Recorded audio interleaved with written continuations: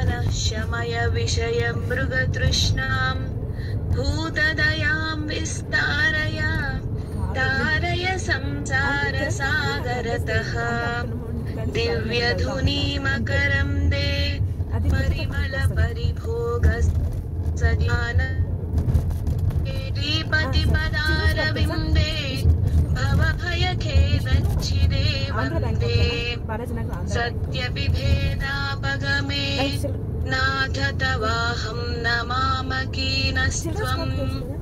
सामुद्रो हि तरङ्गः क्वचन समुद्रो न तारङ्गः उद्धृतनगनगभिदनुज दनुजकुलामित्रमित्र शशिदृष्टे दृष्टे भवति प्रभवति न भवति किं भवतिरस्कारः मत्स्यादिभिरवतारैः अवतारवतावता सदा वसुधां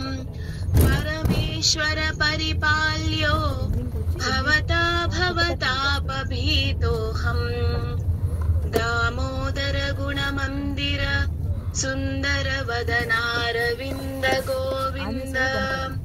भवजलधि मदन मन्दर परमन्दरमपनय त्वं मे नारायण करुणामय शरणं करवाणि तावकौ चरणौ इति षट्पदी मदीये वदन सरोजे सदा वसतु इति षट्पदी मदीये वदन सरोजे सदा वसतु इति श्रीमच्छङ्कराचार्य विरचितं श्री विष्णु षट्पदी स्तोत्रं सम्पूर्णम्।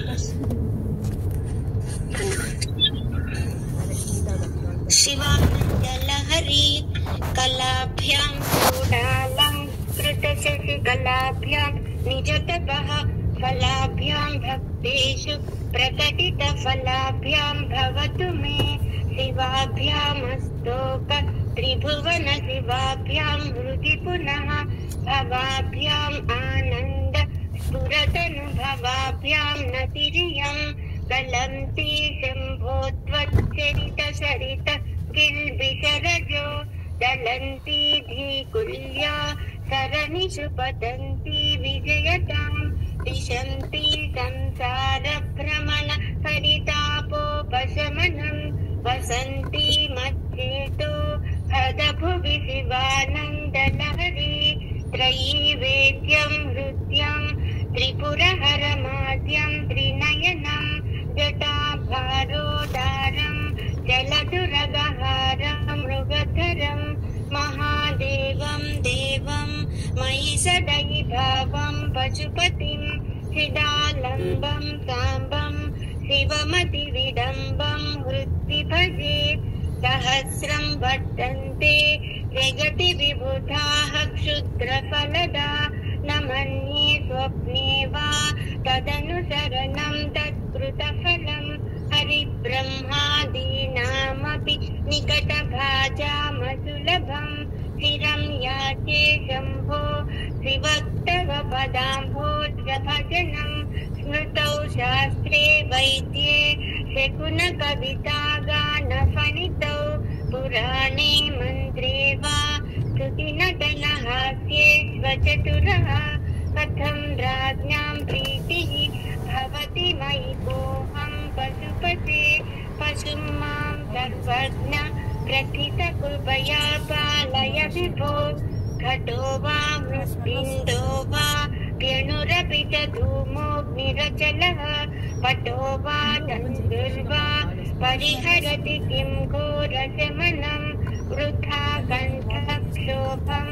वहसि तरसा तत्कवचसा पदाम्भोजं शम्भोः भज परमसौख्यं व्रजसुधीः मनस्ते पादाब्जे निवसतु वचस्तोत्रफणितौ करौश्चाभ्यश्चायां श्रुतिरपि कथाकर्णनविधौ तव ध्याने बुद्धिः नयनयुगलं मूर्तिविभवे परग्रन्था किं वा परमशिवजाने परमतः यथा बुद्धिः सुप्तौ रजतमिति काचास्मनिमणिः जले पैस्ते क्षीरं भवति मृगतृष्णासु सलिलं तथा देवभ्रान्त्या भवति भवदन्यं जडजनो महादेवेशं त्वां मनसि जनमत्वा पशुपते गभीरे कासारे विशति विजने घोरविपिने विशाले शैले च भ्रमति कुसुमार्तं जडमति समर्प्यैकं चेतः सरसि जमुमानाथ भवते सुखेनावस्थातुं जनैः न जानाति किमहो नरत्वं देवत्वं न गगनमृगत्वं जगता पशुत्वं कीटत्वं भवतु विहगत्वादिजननं तदा त्वत्पादाब्जस्मरण परमानन्दलहरी विहारासक्तं चेत् हृदयमिह किं तेन वपुषा वटुर्वा गेही वा यतिरपि जटी वा तदितरो नरो वा यः कश्चित् भवतु भव किं तेन भवति यदीयं हृत्पद्मं यदि भवदधीनं पशुपते तदीयस्त्वं शम्भो भवति भवभारं च वहसि गुहायां गेहे वा बहिरपि वने पात्रिशिखरे जले वा वह्नौ वा वसतु वसते किं पदफलं तदा यस्यैवान्तःकरणमपि शम्भो तव पदे स्थितं चेद्योगोऽसौ स च परमयोगी स च सुखी असारे संसारे निज भजन दूरे जडधिया भ्रमन्तं मामन्धं परमकृपया पातु मुचितं मदन्यः को दीनः तव कृपण रक्षाति निपुणः त्वदन्यः को वामे त्रिजगति शरण्यः पशुपते प्रभुस्त्वं दीनानां खलु परमबन्धुः पशुपते प्रमुख्योऽहं तेषाम् अपि किमुत बन्धुत्वमनयोः त्वयैवाक्षन्तव्याः शिवमदपराधाश्च सकलाः प्रयत्नात् कर्तव्यं मदवनमियं बन्धुसरणिः उपेक्षा नो चेत् किं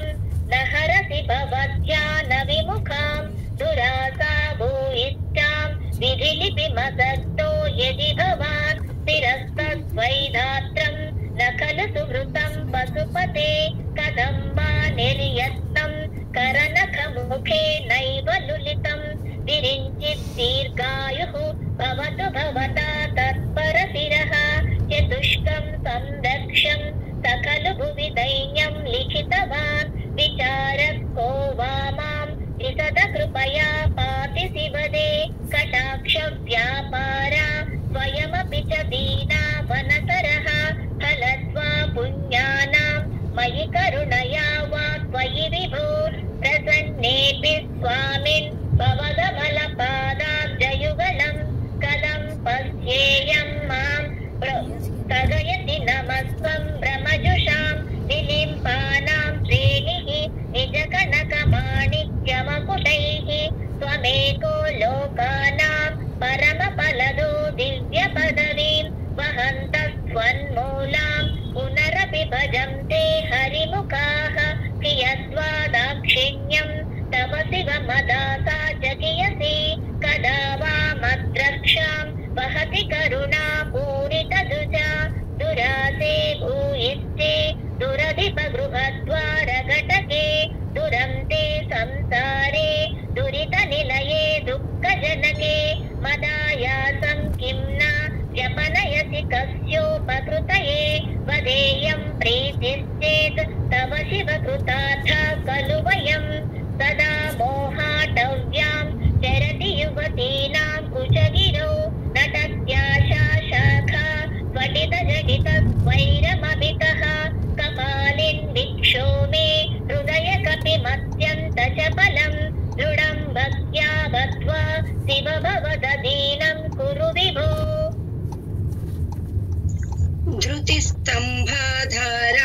दृढगुणनिबद्धां सगमनां विचित्रां पद्माढ्यां प्रतिदिवस सन्मार्गघटितां स्मरारे मच्चेतः स्फुटपटकुटीं प्राप्य विशदां जयस्वामिन् शक्या सह शिवगणैः सेवित विभो प्रलोभाद्यैरर्था हरणपरतन्त्रो धनिगृहे प्रवेशोद्युक्तः सन् भ्रमति बहुधा तस्करपते इमं चेतश्चोरं कथमिह सहे शङ्कर विभो तवाधीनं कृत्वा मयि निरपराधे कुरु कृपाम् करोमि त्वत्पूजां सपदि सुखदो मे भव विभो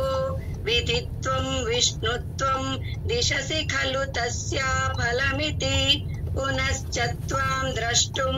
दिवि भुवि वहन् पक्षिमृगताम् अदृष्ट्वा तद्भेदं कथमिह सहे शङ्कर विभो कदा वा कैलासे कनकमणिसौधे सह गणैः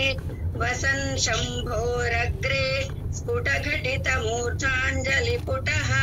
विभो साम्ब स्वामिन् परमशिव पाहीति निगदन्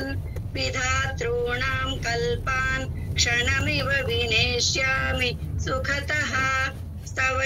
स्तवैर्ब्रह्मादीनां जय जय वचोभिर्नियमितां गणानां केलीभिः मदकलमहोक्षस्य ककुदि स्थितं नीलग्रीवं त्रिनयनमुमाश्लिष्टवपुषं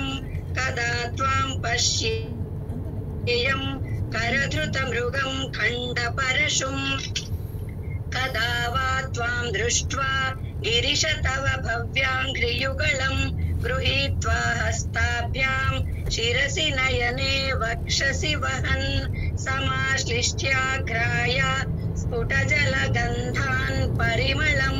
न लभ्यां ब्रह्माद्यै मुदमनुभविष्यामि हृदये करस्थे हेमाद्रौ गिरिशनिकटस्थे धनपतौ गृहस्थे स्वर्भूजा मरसुरभिचिन्तामणिगणे शिरस्थे शीतांशौ चरणयुगलस्थेऽखिलशुभे कमर्थं दास्येऽहं भवतु भवदत्तं मम मनः सारूप्यं तव पूजने शिव महादेवेति संकीर्तने सामीप्यं शिवभक्तितुर्यजनता साङ्गत्य सम्भाषणे सालोक्यं च चराचरात्मकतनु ध्याने भवानीपते सायुज्यं मम सिद्धमत्र भवति स्वामिन् कृतार्थोऽस्म्यहम् त्वत्पादाम्बुजमर्चयामि परमं त्वां चिन्तयाम्यन्वहं त्वामीशं शरणं व्रजामि वचसा त्वामेव याचे विभो वीक्षां मे दिश चाक्षुषीं सकरुणां दिव्यैश्चिरं प्रार्थितां शम्भो लोकगुरो मदीय मनसः सौख्योपदेशं कुरु वस्त्रोद्धूतविधौ सहस्रकरता पुष्पार्चने विष्णुता गन्धे गन्धवहात् मतान्नपचने बर्हिर्मुखाध्यक्षता पात्रे काञ्चन गर्भतास्ति मयि त्वयि चेत् बालेन्दुचूडामणे शुश्रूषां करवाणि ते पशुपते स्वामिं स्त्रिलोके गुरो नागं वा परमोपकारकमिदं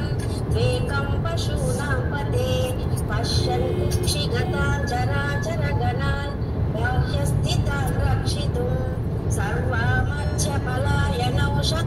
सर्वामध्यपलायनौषधमतिज्वालाकरं भीकरं निक्षिप्तं गरलं गलेन किलितं नोत्कीर्णमेव त्वया ज्वालाग्रस्य कलामराधिभयदः शीलं कथं वा त्वया दृष्टः किञ्च करे धृतः करतले किं पक्वजम्बूफलं जिह्वायां नीतः ससिद्धघटिका वाकण्ठदेशे कृतः किं ते नीलमणिर्विभू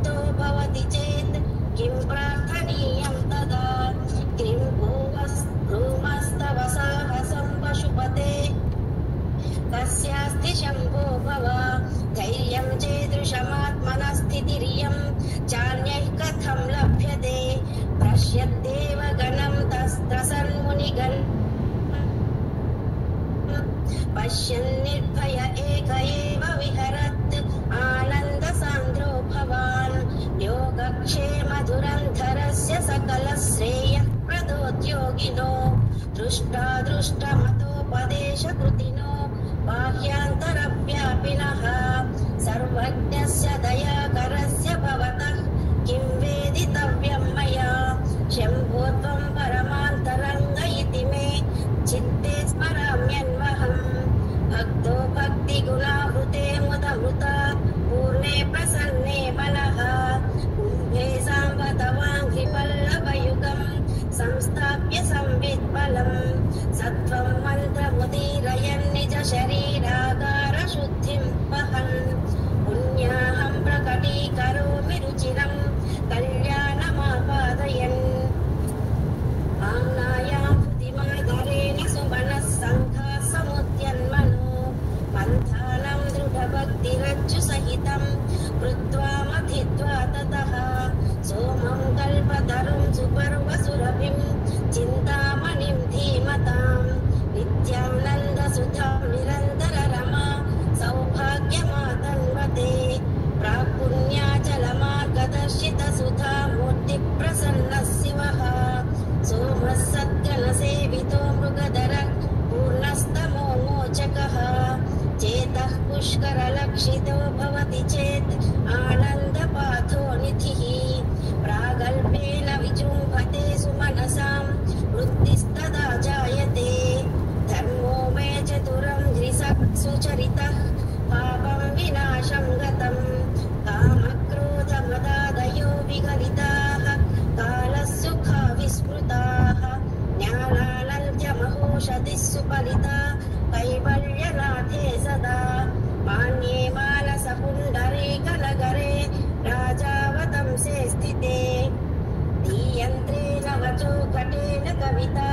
कुल्योपकुल्यक्रमैः आनीतैश्च सदा शिवस्य चरितां घोरासि दिव्यामृतैः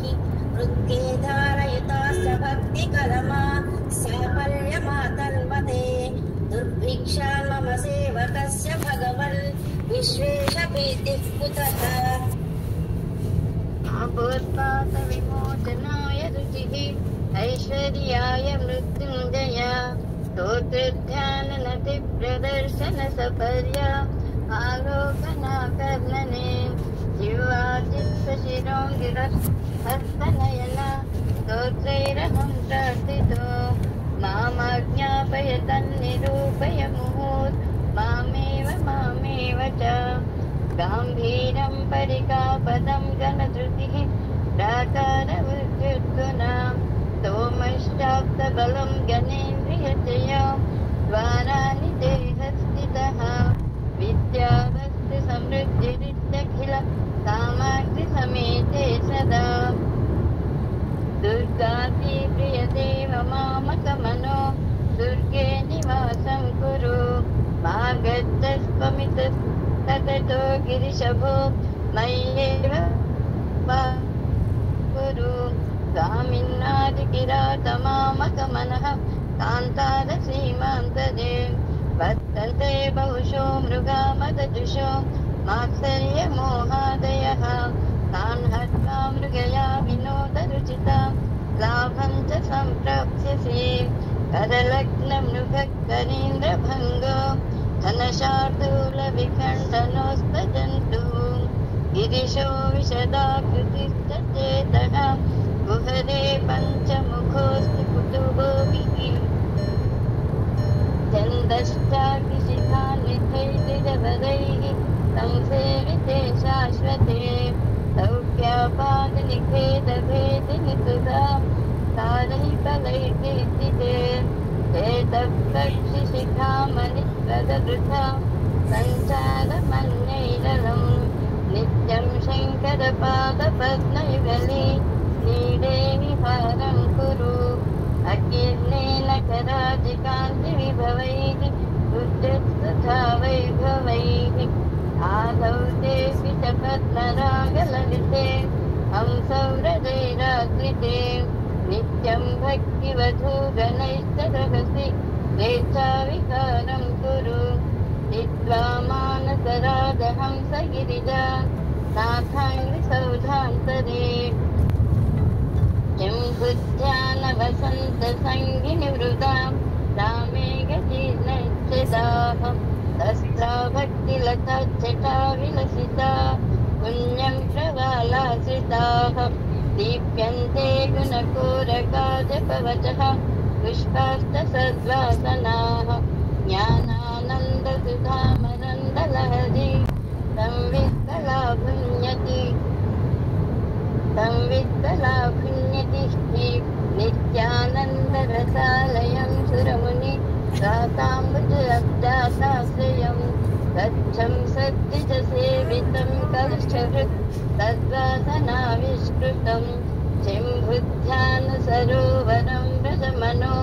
हंसावतंसस्थिरं किं क्षुद्राशयपल्वलभ्रमण सञ्जातश्रमं प्राप्स्यसि आनन्दामृतपूरिता हरपदां भोजालवालोच्यतां धैर्योपग्नमुपेत्य भक्तिलतिकां शाखोपशाखान्विताम् उच्चैर्मानसकायमानपटलीम् आक्रम्य निष्कल्मषां नित्याभीष्टफलप्रदा भवतु मे तत्कर्म संवर्धिता सन्ध्यारम्भविचुम्बितं श्रुतिशिरं स्थानान्तराधिष्ठितं सप्रेम भ्रमराभिराममसकृत् तद्वासनाशोभितं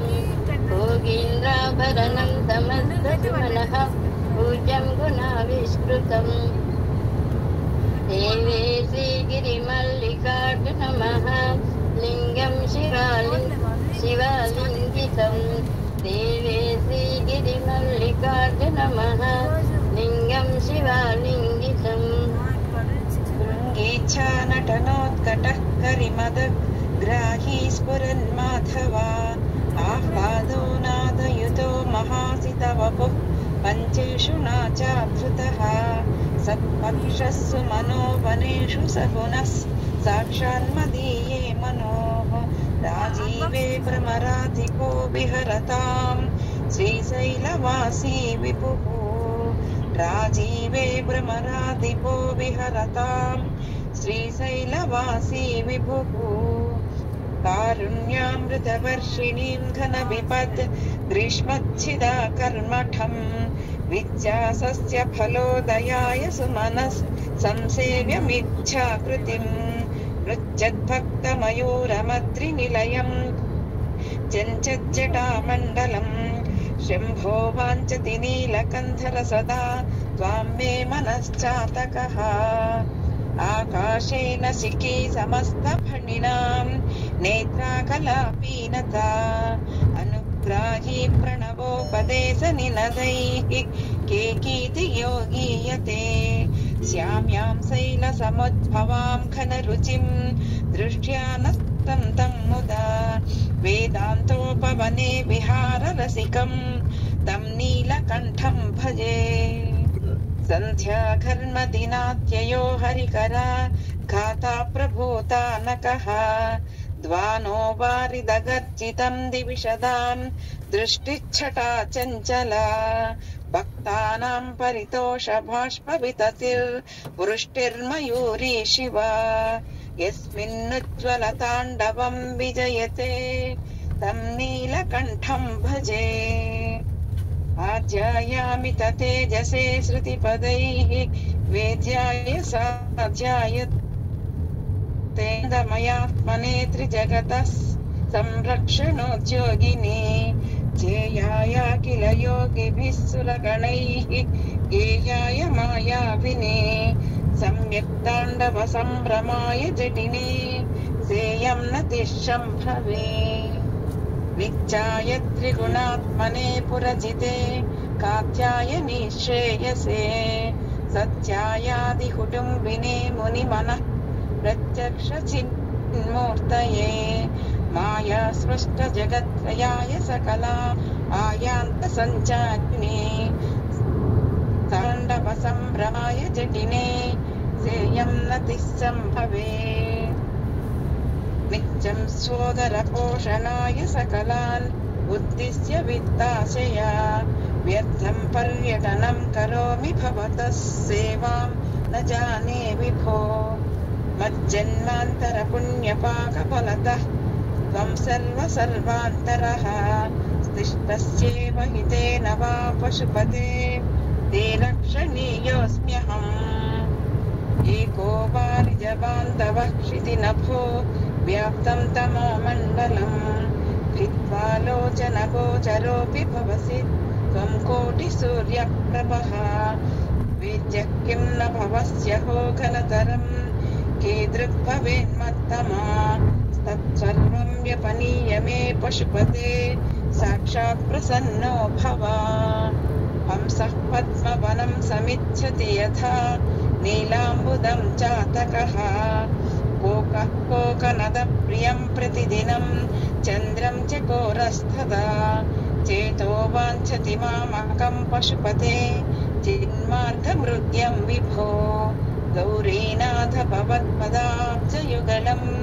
कैवल्यसौख्यप्रदम्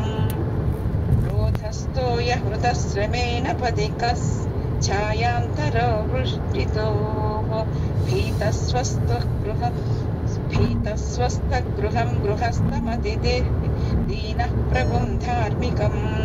दीपं तमसा कुलस्य शिखिनं शीतावृतस्त्वं तथा चेतः सर्वभयापहं व्रजसुखं शम्भोः पदाम्भोरुहम्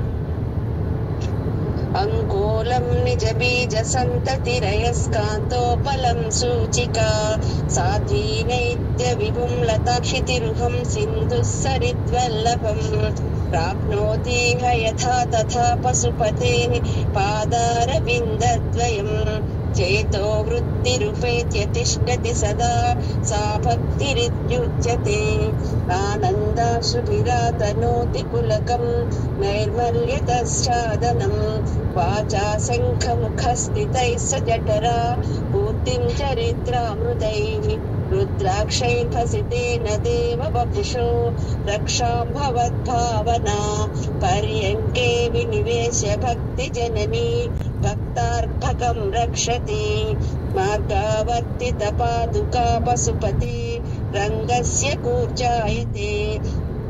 गण्डूषाम्बुनिषेचनं पुररिपोः दिव्याभिषेकायते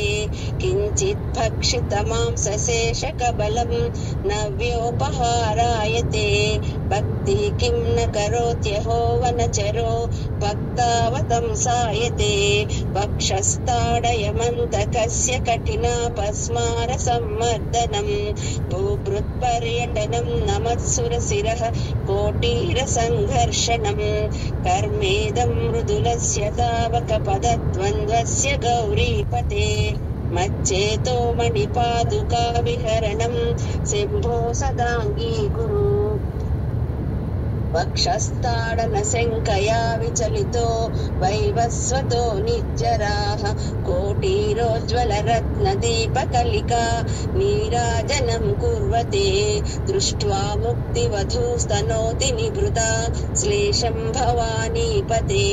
यच्चेतस्तव पादपद्मभजनं तस्येव किं दुर्लभम् क्रीडार्थं सृजसि प्रपञ्चमखिलं क्रीडामृगास्ते जनाः यत्कर्माचरितं मया च भवतः प्रीत्यै भवत्येव तत् शम्भो स्वस्य कुतूहलस्य करणं मच्चेष्टितं निश्चितं तस्मान्मामकरक्षणं पशु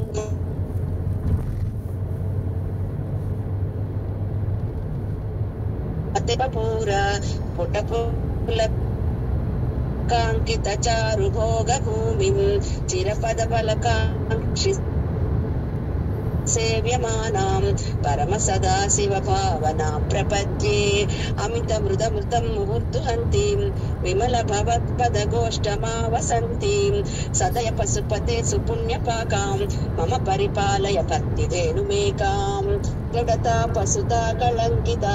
कुटिलचरत्वं च नास्ति मयि देव अस्ति यदि राजमौले भवदाभरणस्य नास्मि किं पात्रम् अर्हसि रहसि स्वतन्त्रबुद्ध्या परिवसितुं सुलभ प्रसन्नमूर्तिः अगणितफलदायकः प्रभुर्मे जगदधिको हृदि राजशेखरोऽस्ति आरूढभक्ति गुणकुञ्चितभावश्चापा युक्तैः शिवस्मरणबाणगणैरमोघैः निश्चित्य किल्बिषररिपुस्विजयी सुधीन्द्रः सानन्दमावहति सुस्थिरराज्यलक्ष्मीं ध्यानाञ्जनेन समवेक्ष्य तमप्रदेशम् विद्वा महाबलिभीश्वरनाम मन्त्रैः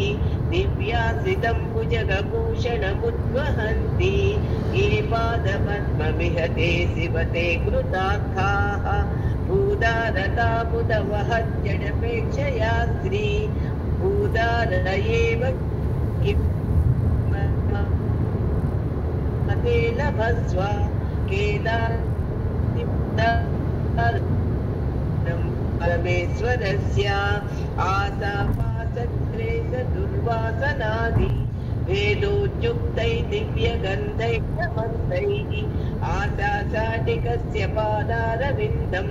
चेतपेटीं वासितं दिमे तनोतु कल्याणिनां सरसचित्रगतिं सवेगं सर्वे गीतज्ञमनघं ध्रुवलक्षणाढ्यं चेतस्तुरङ्गमधिरुह्य चरस्मरारेः एतः समस्तजगतां वृषभाधिरूढः भक्तिर्महेश पदपुष्करमावसन्ति कादम्बिनीव कुरुते परितोषवर्षम् सम्पूरितो भवति यस्य मनस्तटाकः तज्जन्म सस्यमखिलं सफलं च नान्यत् बुद्धिस्थिरा भवितुमीश्वरपादपद्मं सक्तावधू विहरिणीव सदा स्मरन्ति सद्भावना स्मरणदर्शन कीर्तनादि सम्मोहितैव शिवमन्त्रजपेन विन्ते तदुपचार विधिष्वनुबोधितां सविनयां सुहृदां सदुपाश्रितां मम समुद्धर बुद्धिमिमां प्रभो परगुणेन नवोढवधूमिव नित्यं योगि मनः सरोजदल सञ्चार क्षमस्वक्रमः शम्भोतेन कथं कठोरयमराट् वक्षकवाटक्षतिः अत्यन्तं मृदुलं त्वदङ्घ्रियुगलं भावे मनश्चिन्तयति एतल्लोचनगोचरं कुरु विभो हस्तेन संवाहये एष्यत्येष जनिं मनोस्य कठिनं तस्मिन्न जानीति मत् रक्षायै गिरिसीं कोमलपद व्यासपुराभ्यासितः लोचे दिव्यगृहान्तरः सुमनः सत्तल्पेषु वेद्यादिषु प्रायः सुशिलातलेषु नटनं शम्भो किमर्थं तव कञ्चित्कालमुमा महेश भवतः पादारविन्दार्चनैः कञ्चिद्ध्यानसमाधिविच्छनतिभिः कञ्चित् कथा कर्णनैः कञ्चिदवेक्षणैच्छलतिभिः कञ्चिद्दशामीदृशीं यः प्राप्नोति मुदा तदर्पितमना जीवन् सम्मुक्तः खलु पानत्वं वृषभत्वमर्थवपुषा भार्यात्वमार्यापते घोनित्वं दखिता मृदङ्गवहता चेत्यादिरूपं दधौ त्वत्पादे नयनार्पणं च कृतवान् त्वद्देहभागो हरिः पूज्यात् पूज्यतरः स एव हि न चेत् को वा त्वदन्योऽधिकः जननमृतियुतानां सेवया देवतानां न भवति सुखलेश संशयो नास्ति तत्र अजनिममृतरूपं शाम्बमीशं भजन्ते यैह परमसौख्यं ते हि धन्या लभन्ते शिव तव परिचर्या सन्निधानाय गौर्या भव मम गुणधूर्यां बुद्धिकन्यां प्रदास्ये सकलभुवनबन्धो सच्चिदानन्द सिन्धो सदय हृदय गेहे सर्वदा संवसत्वम् जलधिमथन दक्षो नैव पातालभेदी न च वनमृगयायां नैव लुब्धप्रवीणः अशनकुसुमभूषा वस्त्रमुख्यां सपर्यां कथय अहं ते कल्पयामिन्दुमौळे पूजा द्रव्य समृद्धयो विरचिताः पूजां कथं कुर्महे पक्षित्वं न च वाकिटित्वमटिनः प्राप्तं मया दुर्लभम् जाने मस्तकमङ्घ्रिपल्लवमुमा जाने न देहं विभो न ज्ञातं हि पितामहेन हरिणा तत्त्वेन तद्रूपिणा असनं गरलं फणीकलापो वसनं कर्म च वाहनं महोक्षः मम दास्यसि किमस्ति शम्भो तव पादाम्बुजभक्तिमेव देहि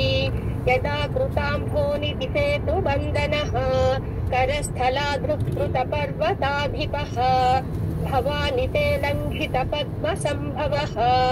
तदा तवाचास्तव भावनक्षमः नतिभिर्नुतिभिस्त्वमीत पूजा विधिभिर्ध्यान समाधिभिर्न तुष्टः धनुषा मुसलेन चास्मभिर्वा वदते प्रीतिकरं तथा करोमि वचसा चरितं वदामि शम्भो अहमुद्योगविधासु ते प्रसक्तः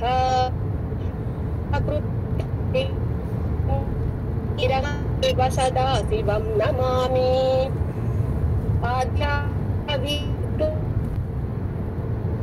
निर्गतासीत् विद्या हृद्या त्वत्प्रसादात् नित्यं श्रीकरं त्वत्पदाब्जं भावे मुक्ते भाजनं राजमौलेः पुरीकृतानि दुरितानि दुरक्षराणि दौर्भाग्यदुःखदुरहङ्कृति दुर्वचांसि